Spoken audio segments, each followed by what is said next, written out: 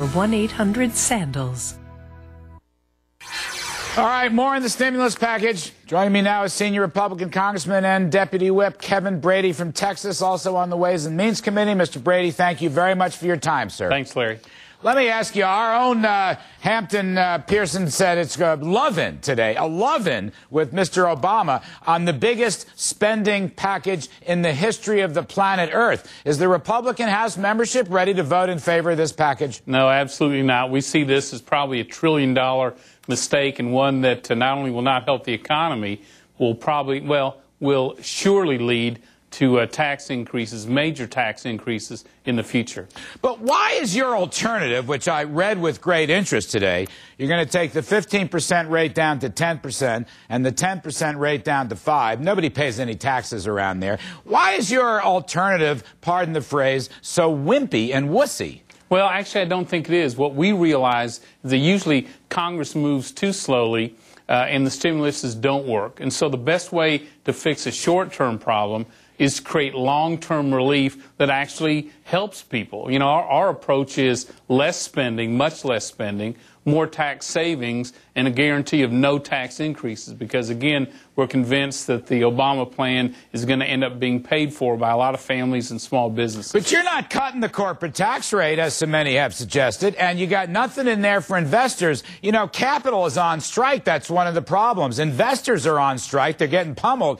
Why don't you give, for example, a multi-year holiday for the capital gains tax, just to use one idea? Well, why don't you slash the corporate tax rate? Why don't you say a ringing statement against all this spending, which ain't going to do any good? And by the way, it doesn't even kick in for a couple of years. Well, it doesn't. Well, one, we are on that same page for most of that, including objecting to the spending, which is so frivolous, most of it. And we have, in Ways and Means Committee, we offered amendments to permanently lower capital gains and dividends rates and index capital gains as well to inflation. So I think we're on the same page for pro-growth policies. But again, the House Republicans have a much different vision for how we repair this economy than the new president or Democrats. Well, Speaker Pelosi is crusading to repeal the Bush tax cuts, which, by the way, would be such a killer to investors, jacking up the capital gains tax in particular. But she is on a jihad to repeal it this year. Do you have the votes to stop that?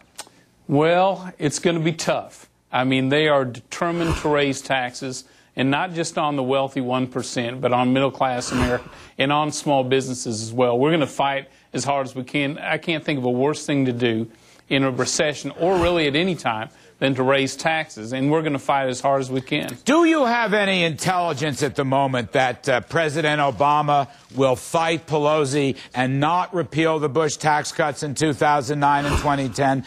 What are you hearing, sir? We are getting mixed signals. We hear the president talk about just raising taxes on a few, but you hear his economic advisors talk about repealing the Bush tax cuts immediately this year. Again, we think Americans are overtaxed as it is. We think it's bad for the economy. And frankly, we're growing government at a rate that is unheard of.